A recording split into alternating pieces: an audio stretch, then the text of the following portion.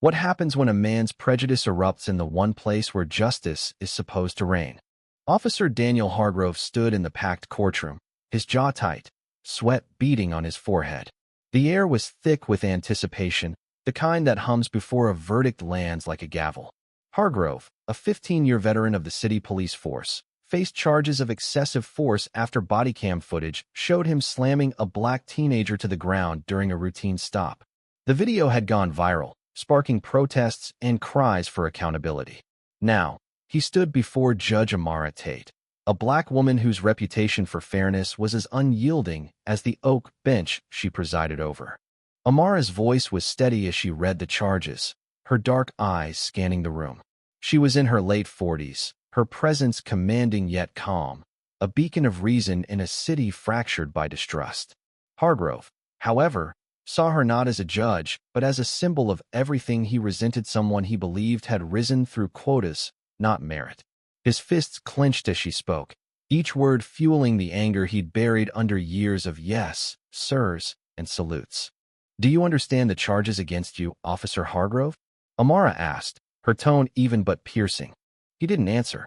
Instead, he muttered under his breath, a venomous slur that cut through the silence like a blade. The courtroom froze. Amara's eyes narrowed, but she maintained her composure, leaning forward. "Repeat that, officer. For the record."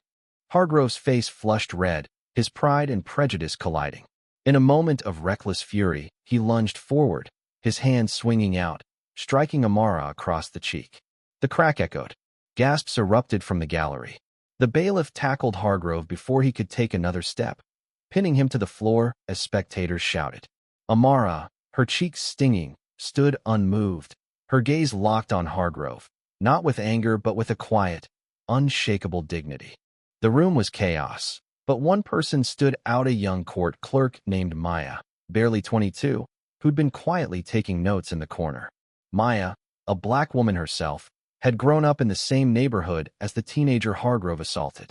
She'd seen the video, felt the familiar ache of injustice, yet chose to work within the system, believing in its potential for change.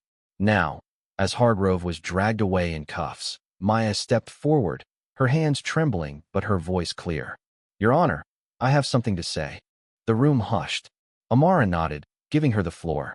Maya revealed she'd been collecting complaints about Hargrove for months, stories from community members too scared to come forward. She'd kept them in a notebook, hidden in her desk, hoping one day they'd matter. Her testimony wasn't planned, but it shifted the case's weight, exposing Hargrove's pattern of bias and brutality. The crowd murmured, some in awe, others in disbelief. Maya's courage became the twist no one saw coming, a spark of hope in a moment of despair. Hargrove's trial continued, but the slap became a turning point not just for him, but for the city. The incident was broadcast live, the footage spreading faster than the protests had. By evening, Hargrove's face was everywhere, his career unraveling in real time. At a press conference hours later, he stood before cameras, his uniform gone, replaced by a rumpled suit.